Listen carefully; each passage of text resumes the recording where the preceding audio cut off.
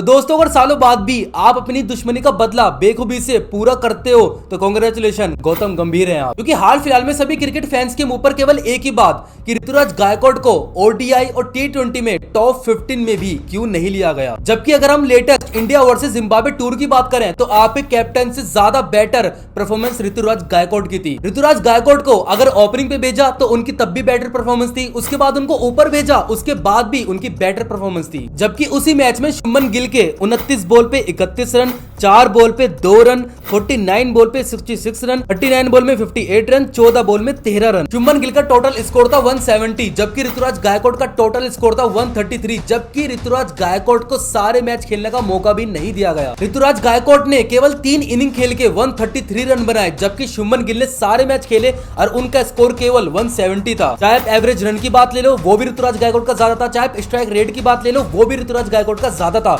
फिर भी उन्हें टॉप 15 में भी ना ओडीआई में मौका मिला ना टी20 में मौका दिया गया। अब इसके पीछे साफ साफ रीजन निकल के आता है, सबसे बड़ा खतरा था शुभमन गिल को अभिषेक शर्मा से और ऋतुराज गायकवाड़ से, क्योंकि अभिषेक शर्मा और ऋतुराज गायकवाड़ दोनों ओपनिंग बैट्समैन है और शुभमन गिल भी ओपनर बैट्समैन ही है। अब जाहिर सी बात है शुभमन गिल एक ओपनर बैट्समैन है तो उनको अच्छे से पता था कि अगर ऋतुराज गायकवाड़ की परफॉर्मेंस ऐसी रही तो इन्हें जरूर ओडीआई में और टी20 में ओपनिंग करने का मौका दिया जाएगा। और ओडीआई में वो विराट कोहली के साथ ओपनिंग करेंगे और शायद टी20 में वो यशस्वी जायसवाल के साथ ओपनिंग करेंगे। और दोस्तों अगर शुभमन गिल को टीम में ना लिया जाए तो वो इतने ज्यादा खुंदस में आ जाते हैं कि इंडिया इतने टाइम बाद वर्ल्ड कप जीती थी लेकिन शुभमन गिल ने एक सिंगल पोस्ट करके इंडिया को कांग्रेट्स नहीं करा। ये एक बहुत शॉकिंग न्यूज थी कि हमारे इंडिया का कैप्टन ही खुश नहीं है कि हम वर्ल्ड कप जीते हैं क्योंकि मैं उस टीम में नहीं हूं। और ऐसी बात नहीं है कि कांग्रेट्स करते हुए डालते नहीं है, जब ये टीम में थे और इन्होंने ट्रॉफी जीती थी तो उसके लिए तो भाई बहुत चर्चा करे इन्होंने अपने इंस्टाग्राम पे। तभी कहते हैं कि कुछ प्लेयर ऐसे हैं जो हमें वापस कभी नहीं मिल सकते, जिनके लिए पैसों से ज्यादा जरूरी था अपना देश। लेकिन आजकल के प्लेयर, चलो खैर छोड़ो। अब ये बात भी हर कोई जानता है कि इसके पीछे सबसे बड़ा रीजन है हमारे हेड कोच इस टाइम पे गौतम गंभीर है और गौतम गंभीर ने ही टीम सेलेक्ट करी है। और गौतम गंभीर सीएसके के प्लेयरों से कितनी नफरत करते हैं ये तो आप लोगों को पता ही होगा।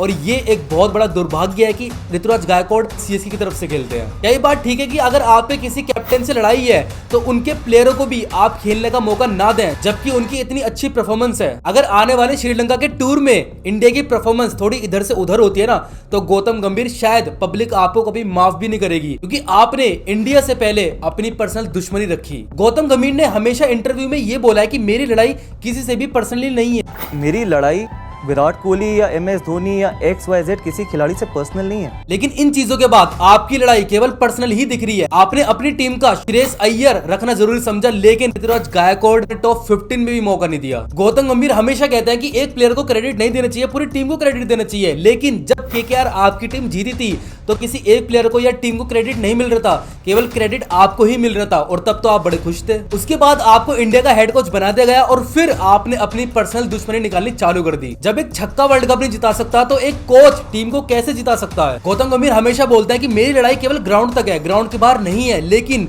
ग्राउंड के बाहर आपने एक इंसान को इतना कुछ बोल दिया, इतना कुछ बोल दिया कि उसकी छवि आपने पूरी खराब कर दी। जिस इंसान ने हमें सारी आईसीसी ट्रॉफी दी, कभी किसी को कुछ बोला नहीं, कभी ये नहीं बोला कि मैंने वर्ल्ड कप जिताया, कभी ये नहीं बोला कि मैंने एक सिंगल मैच जिताया। लेकिन आपको जब जब मौका मिला आपने हर इंटरव्यू में हर जगह एक प्लेयर के बारे में इतना कुछ बोल दिया कि अगर धोनी की कोई भी वीडियोस आती है ना तो उसके कमेंट सेक्शन में केवल हेट ही होता है कि एक छक्के ने वर्ल्ड कप नहीं जिताया, क्रेडिट चोर, क्रेडिट ये, क्रेडिट वो। और देखो उस बंदे की कितनी अच्छी बात है कि इतनी ज्यादा हेट मिलने के बावजूद वो बंदा आपसे इतने आराम से मिलता है कि जैसा कुछ हुआ ही नहीं है। खैर हम इंडियंस क्रिकेट को लेकर इतने ज्यादा इमोशंस है कि हमको केवल फर्क पड़ता है इंडिया की जीत से। तो बेस्ट ऑफ लक आपके श्रीलंका टूर के लिए। उम्मीद करता हूं कि हमको ऋतुराज गायकवाड़ की कमी ना सताए।